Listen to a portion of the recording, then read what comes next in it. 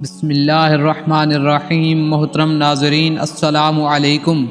اہل سرسار کی ایک قوم جسے قوم سبا بھی کہا جاتا ہے، اللہ تعالیٰ کے بے شمار نعمتوں کے اندر زندگی گزار رہی تھی۔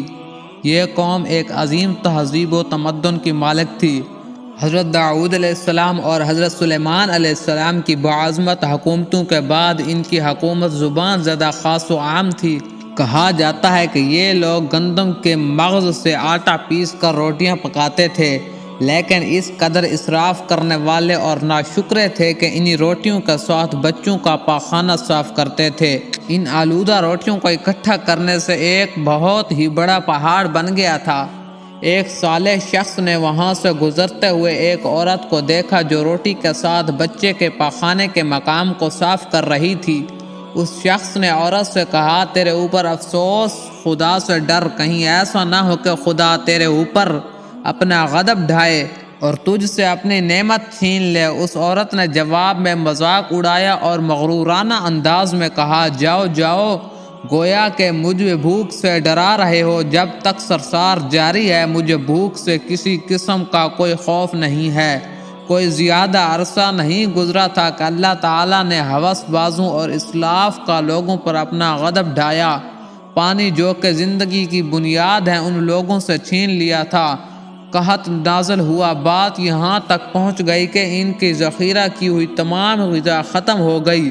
آخر کار وہ مجبور ہو گئے ان آلودہ روٹیوں پر ٹوٹ پڑے جو ان لوگوں نے اکٹھی کر کے پہاڑ کے مانند ڈھیر لگایا ہوا تھا، بلکہ وہاں سے روٹی لینے کے لیے صف لگتی تھی تاکہ ہر کوئی وہاں سے اپنے اور اپنے حصے کی روٹی لے سکے۔ کفران نعمت، قحط اور ان کی بدحالی کے بارے میں متعدد روایات موجود ہیں۔ سورۃ النحل کی آیت نمبر 112 اور 113 میں یوں ارشاد ہوتا ہے، اور اللہ تعالیٰ نے اس قریہ کی بھی مثال بیان کی جو محفوظ اور مطمئن تھا، اس کا رزق ہر طرف سے باقاعدہ آ رہا تھا، لیکن اس قریہ کے رہنے والوں نے کہا کہ اللہ کی نعمتوں کا انکار کیا تو خدا نے انہیں بھوک اور پیاس کا مزہ چکھایا، صرف ان اعمال کی بنا پر کہ جو وہ انجام دے رہے تھے، اور یقیناً ان کے پاس رسول آیا تو انہوں نے اس کی تکذیب کر دی، تو پھر ان تک عذاب پہنچا کہ یہ سب ظلم کرنے والے تھے۔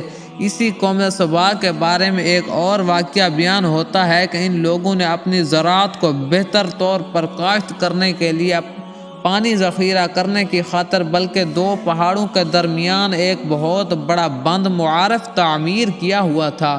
سوراخ اور دوسرے پہاڑوں سے گزرا ہوا پانی اس بند میں آ کر جی ہاں شکر مقدار میں جمع ہو جاتا تھا۔ قوم سبا نے اس پانی سے صحیح طور پر استفادہ کرتے ہوئے وسیع و عریض اور بہت سے خوبصورت باغات لگائے اور کھیتی باڑی کو رونق بخشی۔ ان باغات کے درختوں کی شاخیں اس قدر پھلوں سے لدی ہوئی تھی، کہتے ہیں کہ اگر کوئی شخص سر پر ٹوکری رکھ کر ان کے نیچے سے گزرتا تو پھل خود بخود ٹوکری میں گرنا شروع ہو جاتے اور قلیل مدت میں ٹوکری تازہ پھلوں سے بھر جاتی۔ اس قوم کے بہت سارے دیہات اور قریے تھے جو بہت آباد اور آپس میں جڑے ہوئے تھے، لیکن نعمتوں کی کثرت نے انہیں شکر کرنے کی بجائے سرمست اور غافل بنا کر رکھ دیا تھا، یہاں تک کہ ان کے درمیان بہت بڑا طبقائی نظام وجود میں آ چکا تھا۔ ان میں سے صاحب اقتدار لوگوں نے کمزوروں اور ضعیفوں کا خون چوسنا شروع کر رکھا تھا، یہاں تک کہ ان لوگوں نے خدا سے ایک احمقانہ التماس کیا جس کا ذکر سورہ سبا کی آیت نمبر 19 میں ملتا ہے۔ انہوں نے کہا، خدایا ہمارے سفروں کے درمیان فاصلہ زیادہ کر دے۔ انہوں نے اللہ تعالیٰ سے یہ التماس اس لیے کی تاکہ غریب اور بے نوا لوگ عمرہ اور ثروت مندوں کے ہمراہ سفر نہ کریں۔ ان کی خواہش یہ تھی کہ آبادیوں کے درمیان خشکی ہو اور فاصلہ بہت زیادہ ہو تاکہ تہی دست اور کم آمدنی والے لوگ ان کی طرح سفر نہ کر سکیں۔ اللہ تعالیٰ نے ان مغرور پیٹ کے پجاریوں پر اپنا غضب نازل کیا۔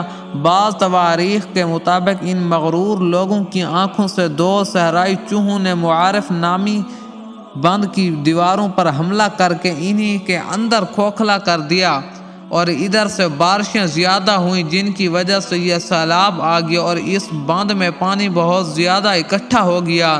اچانک بند کی دیواریں ٹوٹیں اور اس سے ایک بہت بڑا سیلاب آیا جس میں تمام دیہات، آبادی، موال، مویشی، باغات، کھیتیاں، ان کے محل اور گھر کے پانی میں غرق ہو کر نابود ہو گئے۔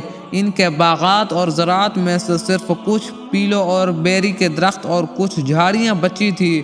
خوش الحان پرندے وہاں سے کوچ کر گئے تھے، جبکہ اس بستی والوں اور کبوں نے قوم سبا کے کھنڈرات میں اپنے گھونسلے بنا دیے تھے۔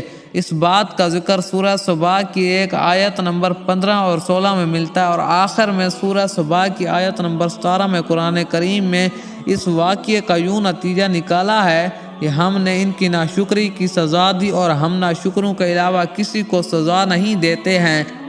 دوستو، امید ہے آپ کو ویڈیو اچھی لگی ہوگی۔ ویڈیو کو لائک اور مزید اچھی اسلامی واقعات والی ویڈیوز دیکھنے کے لیے اسی چینل کو سبسکرائب کیجیے۔ جزاک اللہ۔